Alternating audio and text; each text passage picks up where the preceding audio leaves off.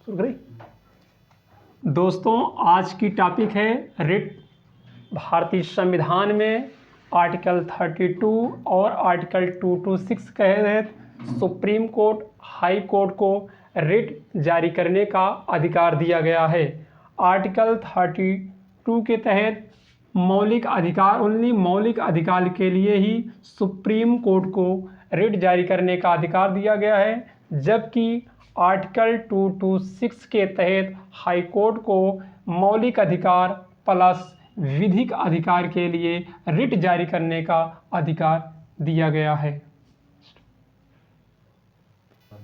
Article 32 के तहत only fundamental right के लिए ही सुप्रीम कोर्ट को यह पावर दी गई है कि वह रिट जारी कर सकता है। फंडामेंटल राइट के तहत केवल 5 प्रकार के रिटों को ही सुप्रीम कोर्ट को जारी करने का अधिकार दिया गया है, जबकि हाई कोर्ट को मौलिक अधिकार के साथ साथ विधिक अधिकार में रिट जारी करने का अधिकार दिया गया है। मौलिक अधिकार में 5 प्रकार की रिटें हैं जो कि सुप्रीम कोर्ट में है। उसके अलावा विधिक अधिकार में भी हाई कोर्ट को यह पावर दी गई है कि वह रिट जारी कर सकता है। हम विधिक अधिकार के बारे में जानते हैं। क्या होता है विधिक अधिकार? रिट जारी करने का अधिकार हमारे संविधान में आर्टिकल 32 और आर्टिकल 226 के अनुसार 2 संस्था को दी गई है। आर्टिकल 32 के तहत सुप्रीम कोर्ट को रिट जारी करने का अधिकार दिया गया है, जबकि आर्टिकल 226 के तहत हाई कोर्ट को रिट जारी करने का अधिकार दिया गया है।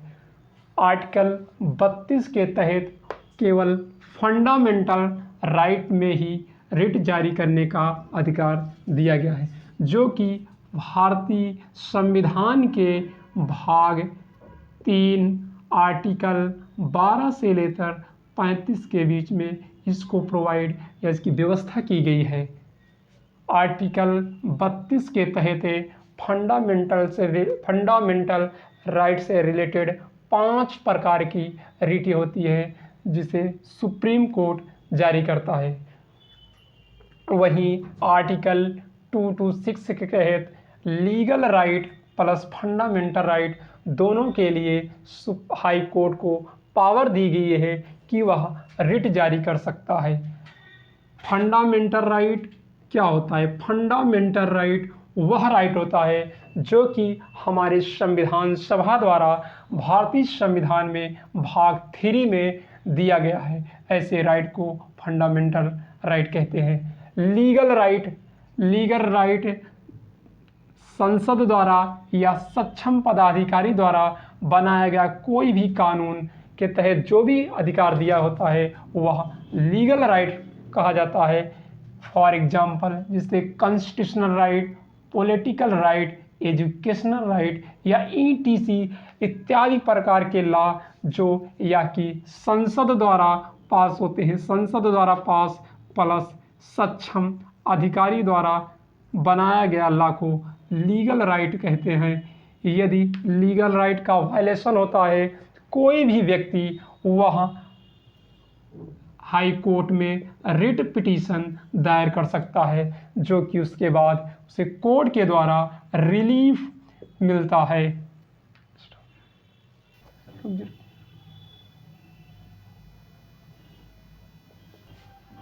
दोस्तों आर्टिकल 32 और 26 के तहत अब हम कंपैरिजन करेंगे कि आर्टिकल 32 अर्थात सुप्रीम कोर्ट को रिट जारी करने के लिए ज़्यादा पावर है या आर्टिकल 226 के तहत हाई कोर्ट को ज़्यादा पावर है। इसका हम अभी कंपैरिजन करते हैं। आर्टिकल 226 के तहत हाई कोर्ट को पावर दी गई है और आर्टिकल 32 में सुप्रीम कोर्ट को पावर दी गई है। हम इसका कंपैरिजन करते हैं कि कौन ज़्यादा पावरफुल है, हाई कोर्ट। दोस्तों आज हम कंपैरिजन कर रहे हैं कि हाई कोर्ट ज़्यादा पावरफुल है या सुप्रीम कोर्ट रिट के मामले में। मान लीजिए ये हमारा संविधान है। ये हमारा संविधान है, ये संविधान में भाग 3 है, ये फंडामेंटल राइट। केवल पूरे संविधान में केवल फंडामेंटल राइट के लिए ही सुप्रीम कोर्ट को पावर दी गई है कि वह रिट जारी कर सकता है, बल्कि सभी क्षेत्र प्लस लीगल राइट के लिए हाई कोर्ट को पावर दी गई है कि वह रिट जारी कर सकता है। इससे यह सिद्ध होता है कि केवल फंडामेंटल राइट के लिए सुप्रीम कोर्ट को पावर दी गई है, बल्कि लीगल राइट या अदर संविधान के प्रोविज़न के लिए हाई कोर्ट को रिट जारी करने के पावर दी गई है। इसलिए यह निष्कर्ष पहुंचते हैं कि हाई कोर्ट ज़्यादा पावरफुल है सुप्रीम कोर्ट से।